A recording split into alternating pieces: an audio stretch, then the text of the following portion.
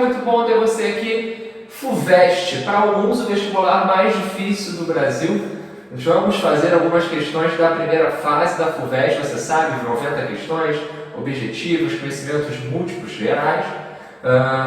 E esse vídeo é um pedido de um grande aluno, companheiro que eu tenho aqui no meu canal, o Vitor, que está estudando para esse vestibular também. Vamos nessa, galera! Espero que você consiga acompanhar aqui comigo. Eu trouxe só 6 questões, mas quais são os grandes macetes para essa prova da FUVEST? A prova da FUVEST não é um vestibular parecido com o Enem. Ela cobra, sim, é uma prova que cobra de você conhecimentos gerais, assim como o Enem cobra.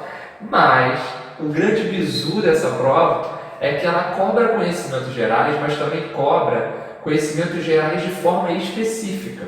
O que são conhecimentos gerais de forma específica?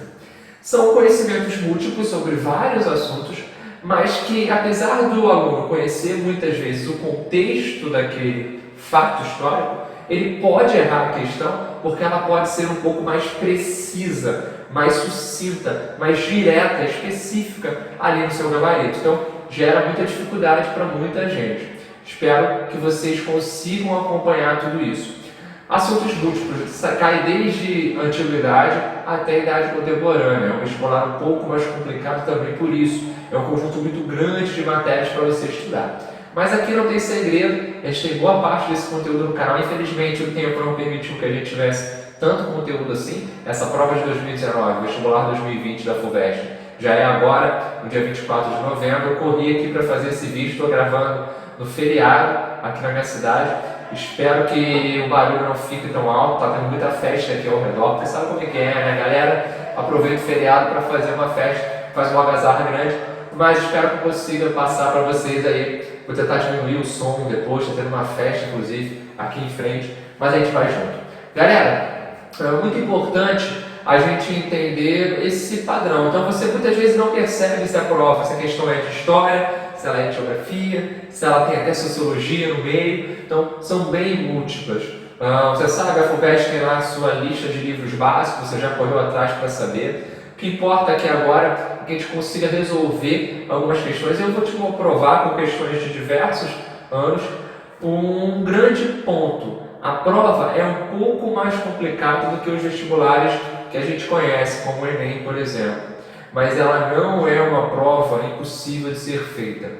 Mesmo que o contexto possa somente te ajudar, muitas vezes ele te ajuda mais do que você espera e você mata uma questão pelo contexto. Então, em geral, a gente diz assim, a prova da FUVEST tem questões que só pelo contexto você não mata, mas em alguns casos o contexto faz você matar. Então, é muito importante você que é estudante de história saber disso. Vamos nessa, galera! Na questão 1 que eu coloquei para vocês, temos um textinho que é de um padre que viveu no Brasil, ele se chama Antonil.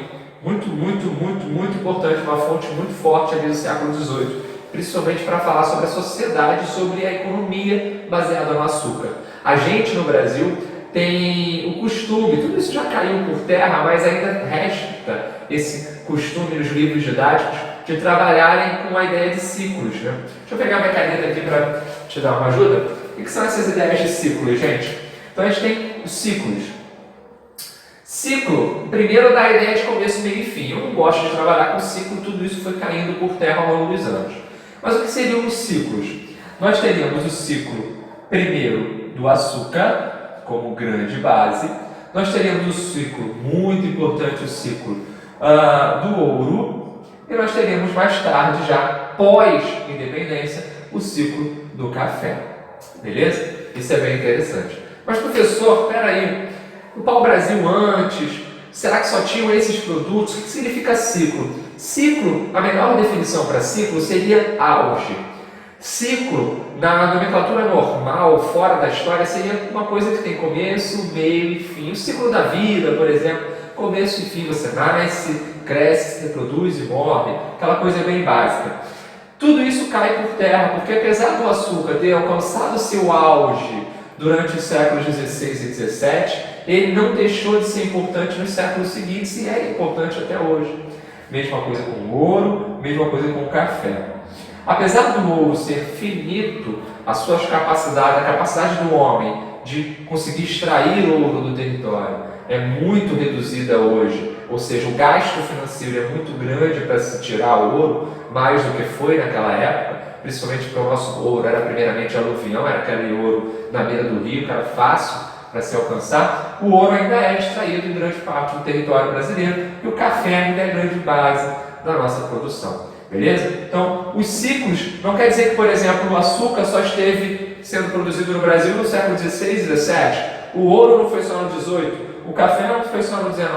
E além disso, a gente tem que entender que existiam produtos que estavam ao redor desses outros produtos. Eles eram principais, claro, mas os produtos satélites, aqueles que estão ao redor desses outros produtos, são muito importantes para a nossa economia. O tabaco, por exemplo, é muito importante para complementar a cultura do açúcar.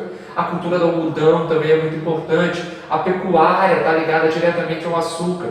O abastecimento ao mercado interno de forma bem forte, bem contundente. O algodão e principalmente o tabaco foram utilizados junto com a cachaça, com o melaço, como a rapadura, como moeda de troca por escravos africanos. Então, isso é muito importante, tá bom? É bom que a gente fique ligado nisso. O texto é grande, mas vamos lá.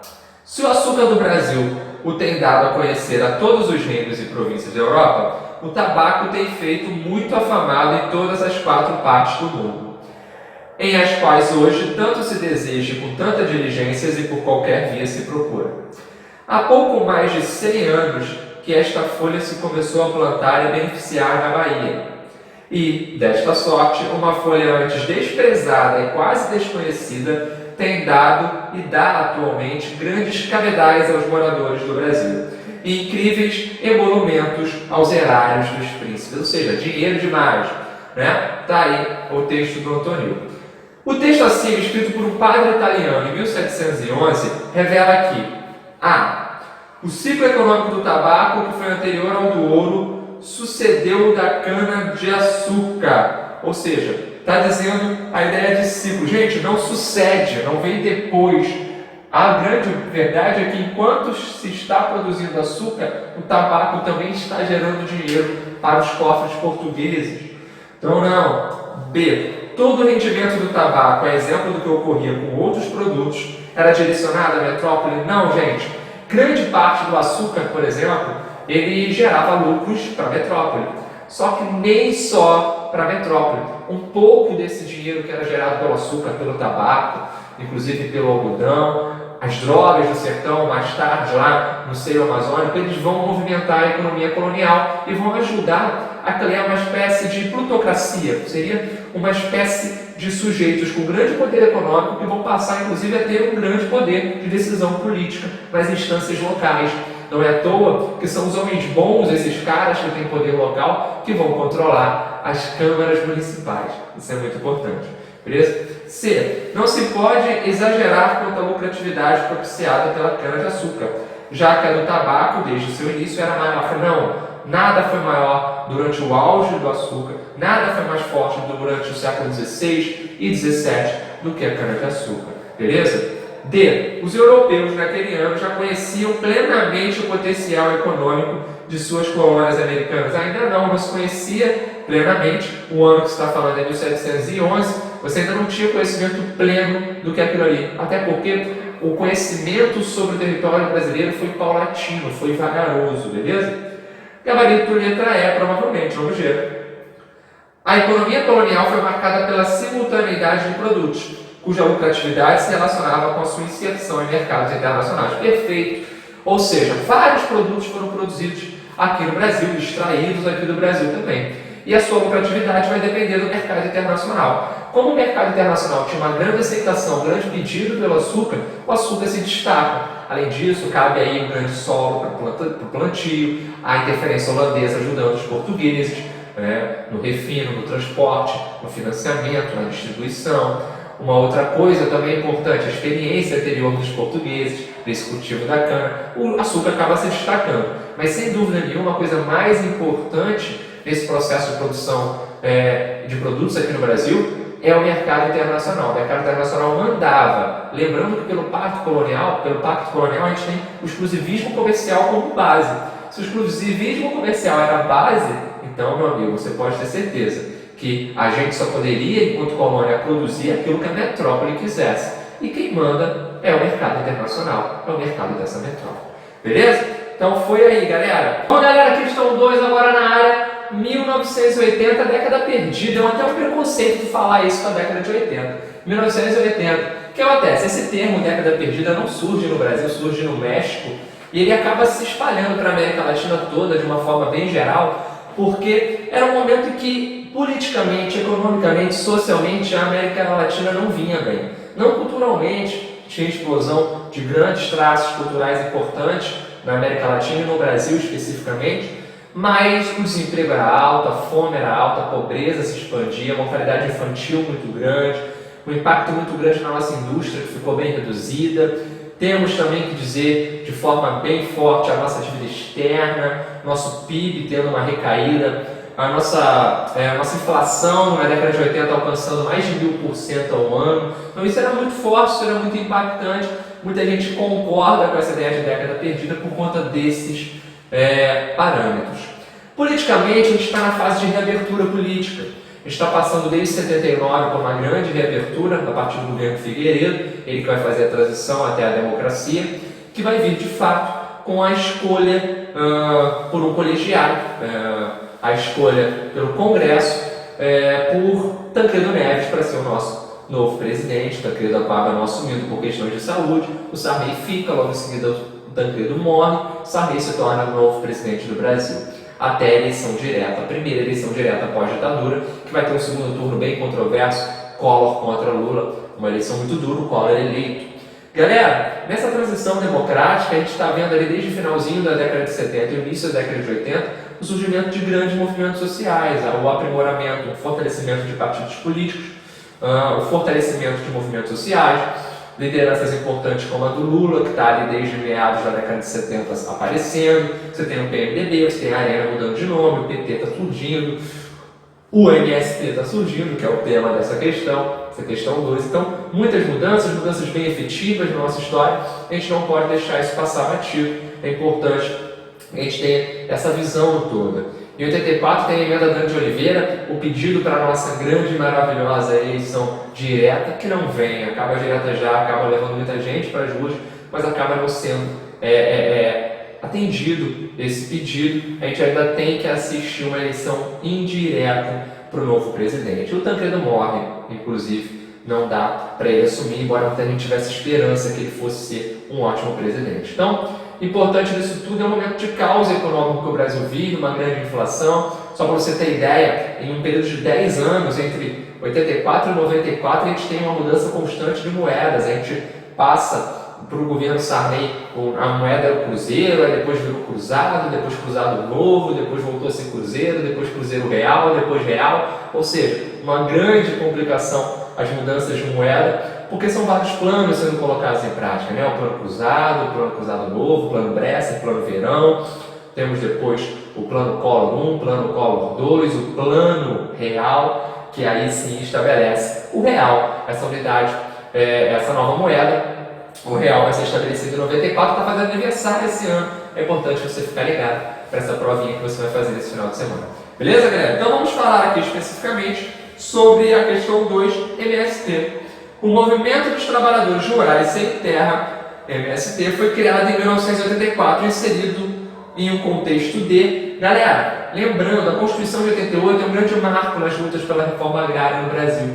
Tudo isso estava em grande debate, mas nada estava sendo feito de forma contundente para se cumprir ideais ligados à reforma agrária. A Constituição traz a ideia de que é necessária uma reforma agrária no Brasil, é necessária a maior distribuição de terras, uma distribuição de pequenos lotes. O MST, que é tratado com muito preconceito por muitas pessoas, mas eles têm uma agricultura familiar bem efetiva, fazem um trabalho muito grande com grandes escolas, com grandes crianças, os sem terrinhas, ensinam a necessidade do plantio, ensinam a capacidade de plantio como sendo bem interessante.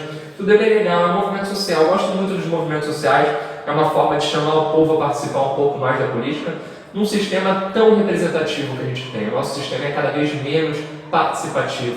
cada vez mais representativo. Então o movimento social ele tem essa coisa, essa parada, de chamar o povo a participar.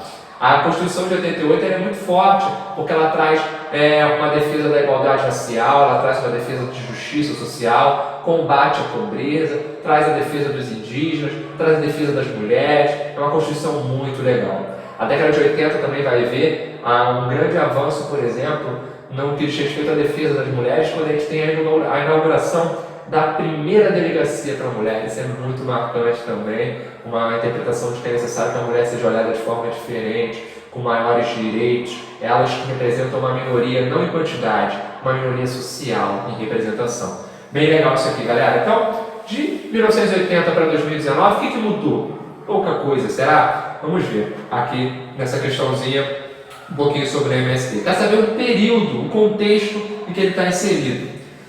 A abertura política democrática no Brasil e de crescente insatisfação com as políticas agrárias nacionais então vigentes? Tem que ser essa. Já começou bem, já começou matando a questão. Vamos ver a B. Fortalecimento da ditadura? Não, galera. A ditadura está enfraquecendo nesse momento. Né? Não pode ser. C. Declínio da oposição armada à ditadura? Na verdade, já havia um declínio anterior, não existia mais um fortalecimento da ditadura da guerrilha armada, dessa oposição armada, e um aumento da migração das cidades para o campo. Não, galera, na verdade não é da cidade para o campo, é do campo para a cidade. Destaque legal é uma música do Belchior, chamada Fotografia 3x4, que não é da década de 80, mas que fala com muita precisão sobre o que é a vida de um cara que tem que sair do seu local, o local onde sempre viveu, onde o local onde nasceu, onde vivia com a sua família, para procurar uma chance de vida melhor no Sudeste, digamos assim. Então ele parte do seu princípio, parte da sua própria história para falar um pouquinho para a gente sobre esse fato. Se tiver de bobeira, dá uma escutada nessa música, uma aula de geografia, uma aula de história, de sociologia, muito boa. D. Aumento da dívida externa brasileira e da disseminação da pequena propriedade fundiária. Não, grandes lotes, latifúndios, não havia essa propagação da estrutura minifundiária. O crescimento da demanda externa por commodities brasileiras e de grande progresso na disposição de terra. Não, galera, também não. Gabarito é óbvio, é letra A. Galera, o que mudou de 1980 para cá? O MST hoje ele tem um representante nas cidades. Você sabe que desde 1988, com a Constituição Federal, a propriedade tem que cumprir fins sociais. O que são fins sociais? Ela tem que cumprir uma espécie de comprovação de que ela é utilizada com função para uma coisa, não para mera especulação. Né? Isso é bem importante, e grupos como o MTST, como o MST, acabam lutando na cidade e no campo para que essa reforma seja de fato realizada. Maiores moradias, eles fazem lá a ocupação de assentamentos, fazem a ocupação de prédios, na maioria absoluta, prédios do próprio Estado, de prefeituras, né? De governos estaduais e da União. Então, tudo isso aqui é bem importante. De 1980 para 2019, que mudou no Brasil. A gente hoje vive um sistema baseado no Estado Democrático de Direito, mas socialmente a gente ainda alcança graves problemas sociais. O Brasil, pelos índices recentes, chega a alargar a sua pirâmide de pobreza. A nossa miséria, nossa extrema pobreza tem crescido e ocupado grande parte da população. Beleza? Então, vamos, galera, para a questão 3. Questão 3 tem um texto aí. Vamos dar uma lida nesse texto. Enquanto isso, eu apago aqui. Aquela alegria me deu náuseas. Sentia-me ao mesmo tempo satisfeito e descontente. Eu disse, tanto melhor e tanto pior. Eu entendia que o povo comum estava tomando a justiça em suas mãos. Aprova essa justiça, mas poderia não ser cruel?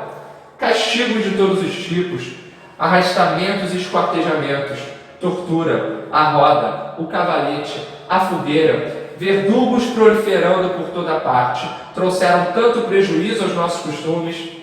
Nossos senhores colherão o que semearam. Graco Babeuf. Quem é o Graco Babeuf? Um grande representante dos povos mais pobres da Revolução Francesa. Ele vai ser líder de um movimento que é pouco lembrado, mas que deve ser destacado, que é a Conspiração dos Iguais. O que é a Conspiração dos Iguais, galera? Olha só. É um movimento que vai ser baseado em ideais de defesa das minorias, de maior participação popular, da quebra de privilégios, da maior distribuição de renda, do combate à pobreza, que vão levar pessoas na França a enfrentarem as forças que dominavam naquele instante a Revolução. Ele está falando aqui de um movimento que está acontecendo durante o período de terror, né, jacobino, muita gente sendo levada à guilhotina, muita gente sendo enforcada, muita gente sendo esquartejada, morta de forma cruel. Ele está dizendo que, na verdade, os senhores que tanto reprimiram estão colhendo aquilo que eles plantaram. O Greco Babeuf não era um defensor abertamente da violência. Ele acreditava que era necessário que fosse feita uma grande reforma para que se colocasse abaixo os privilégios repressivos das classes mandantes, mas ele achava que a violência acabava não levando a muitos lugares. Interessante nisso tudo é porque ele acaba sendo vítima daquilo que ele não pregou, que é a violência. Em 1797, a repressão contra a conspiração dos iguais é muito forte por parte do diretório que comandava a Revolução Francesa naquele momento, e ele acaba sendo morto de forma brutal. Então, vamos basear aqui a nossa análise dessa questão 3. Está falando assim, o autor, letra A, discorda dos propósitos revolucionários e defende a continuidade do antigo regime. Não, ele era contrário, absolutamente contrário ao antigo regime, ao poder baseado nos costumes católicos, enfim, não era favorável a isso. B, apoia incondicionalmente as ações dos revolucionários. Incondicionalmente, não, ele está destacando que a violência não é interessante, você pode ver lá no texto. Por acreditar que não havia outra maneira de transformar o país. Ele até fala que os costumes estão em risco, né? Colocaram nossos costumes à perda. C, defende a criação de um poder judiciário que atue junto ao rei. Não, junto ao rei não, o rei está fora, tchau, tchau, tchau, rei. D, caracteriza a violência revolucionária como uma reação aos castigos e à repressão antes existentes na França. Galera, é basicamente isso. Ele está dizendo que a violência revolucionária era uma reação aos castigos e à repressão antes existente na França. Está dizendo, ele fala ali na parte final, que os senhores vão colherão aquilo que plantaram, apesar dele não concordar. Aceita os meios de tortura empregados pelos revolucionários e os considera uma novidade na história francesa? Não, de forma alguma. Gabareta aí, letra D, grande Graco Babeuf, né? Um grande personagem, a conspiração ou a conjuração dos iguais, entrou para a história, mas ficando ali no rodapé dos livros.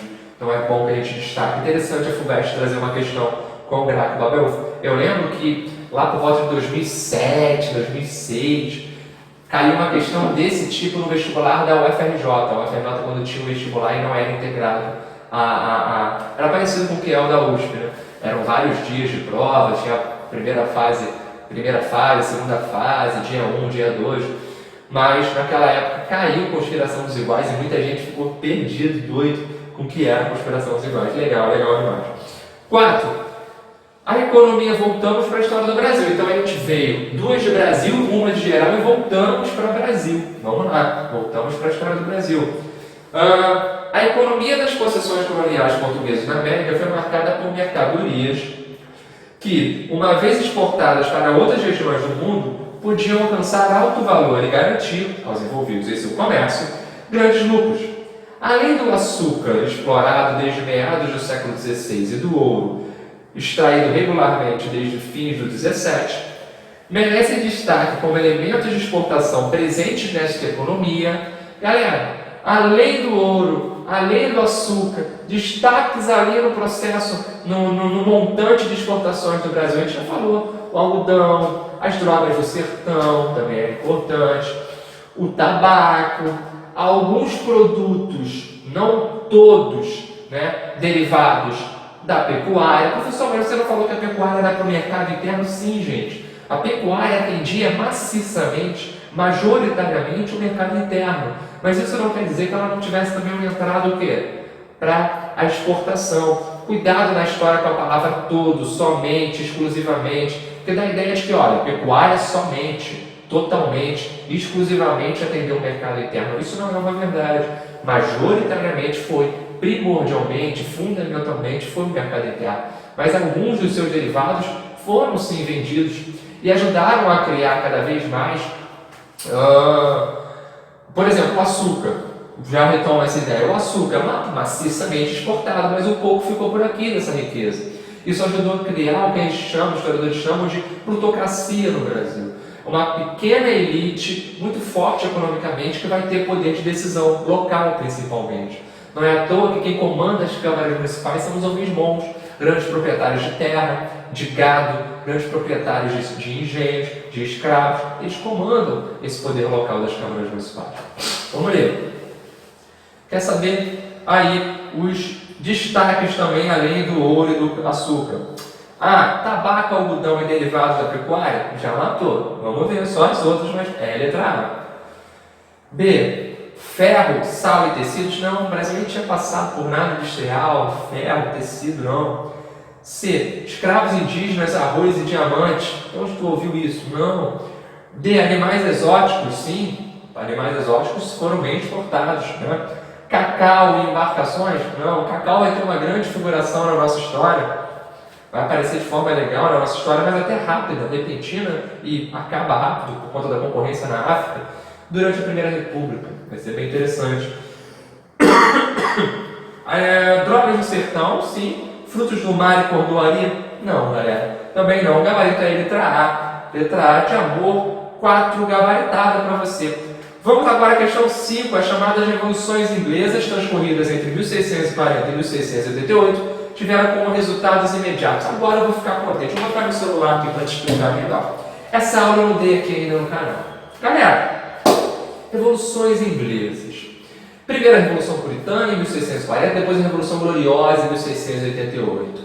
Revolução Gloriosa porque levou a uma troca no poder, a um fortalecimento do parlamento sem o derramamento de sangue. Olha só que interessante, né? Guilherme de Orange, grande mudança na Inglaterra. A Inglaterra, a partir daquele momento, vai começar a pensar ser o quê? Uma potência que já tinha sido, desde a ditadura do Cromwell, desde a República, depois da ditadura do Oliver Cromwell, uma grande potência marítima. Então, o processo histórico que vai de 1640, com a Guerra Civil, a 1688, ele é um processo que a gente chama de as revoluções inglesas. Você já deve ter escutado falar que as revoluções inglesas são burguesas, mas isso é um equívoco. Por quê? Apesar da burguesia ter se dado bem durante as revoluções inglesas, ali no século XVII, ela não é a mandante oficial e soberana. Ou seja, a burguesia se dá bem, ela tem o controle sobre o parlamento. Quando a gente chegar em 1688, Bill of Rights, né? E o parlamento sendo poderoso.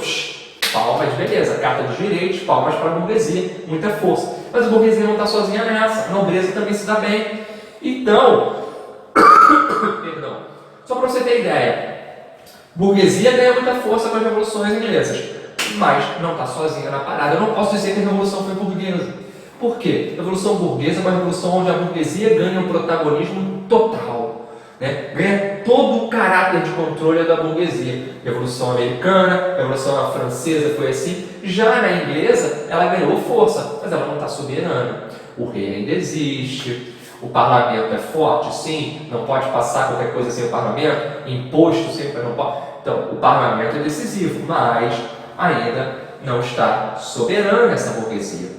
É um processo paulatino. É graças, sim, a essa Revolução Puritana e a essa Revolução Gloriosa, a essas revoluções inglesas, que lá na frente, no século XVIII, a burguesia vai poder consolidar seu aparato industrial. E, de fato, vai acontecer a grande Revolução Industrial Inglesa, pioneira, grande, maravilhosa revolução para os interesses da burguesia naquele instante. Então, galera, o que a gente tem que entender é que, apesar de termos lá o ato de navegação, muito importante, o que é o ato de navegação que o Cromwell cria?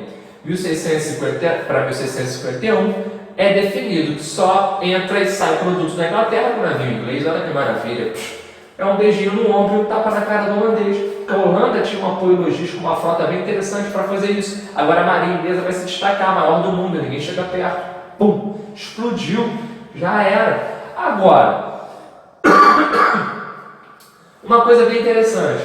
Tem como eu dizer que essas revoluções inglesas, elas foram somente um ponto de ajuda à burguesia? Não foi somente um ponto de ajuda à burguesia. foi também foi um ponto de ajuda a uma classe de nobres que estava cada vez mais afastada do rei e queria controlar politicamente os mandos dentro do parlamento, dessa instituição que já existia há muito tempo na Inglaterra, mas que estava o quê? Enfraquecida. Então, a gente sai da Revolução Gloriosa, a gente acaba essa série de revoluções inglesas, tendo a burguesia forte, tendo o parlamento forte. Beleza? Então, vamos lá. Vamos continuar aqui a nossa leitura das questões. Vem comigo. As chamadas revoluções inglesas tiveram como resultados imediatos a proclamação dos direitos do homem e do cidadão e o fim dos monopólios comerciais, fim do monopólio comercial. B. O surgimento da monarquia absoluta e as guerras contra a França napoleônica. A monarquia absoluta surgiu? Não é um parlamento que está ganhando força?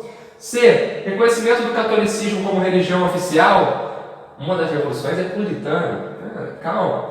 Né? E o fortalecimento da ingerência papal nas questões locais. D. O fim do anglicanismo e o início das demarcações das terras comuns.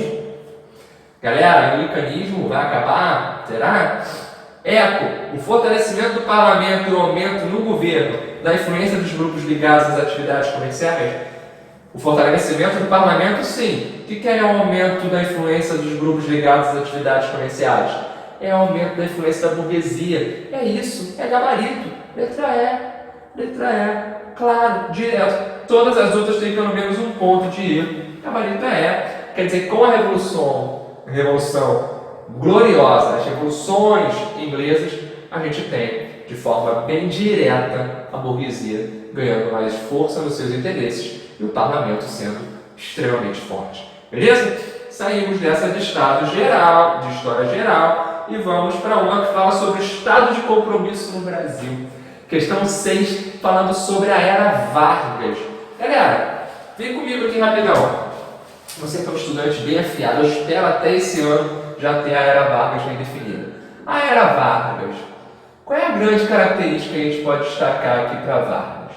De 30 a 1945 é o período de Era Vargas. Primeiro que a palavra era é bem forte. Ela quer dizer uma coisa que vem e fica. Né? Ela é o quê? De longa duração. Então quer dizer que coisas que são ocorridas, que são vistas no Brasil nesse período de 30 a 45, vão ser extremamente fortes. Quer dizer que coisas que acontecem de 30 a 45 vão ter uma longa duração. É o fortalecimento do ideal nacionalista, é o fortalecimento do Estado intervencionista, é o fortalecimento do ideal trabalhista, é o fortalecimento de uma aproximação com as massas, é o fortalecimento da figura de um grande presidente, pai dos pobres, mãe dos ricos. Esse é Getúlio Vargas, está na área, Getúlio Domélios Vargas. O que é o estado de compromisso que o Boris Fausto está falando no texto dele, que a gente vai ler daqui a pouco? O estado de compromisso é um estado que agora não vai intervir somente para ajudar o cafeicultor na sua compra de estoque excedente.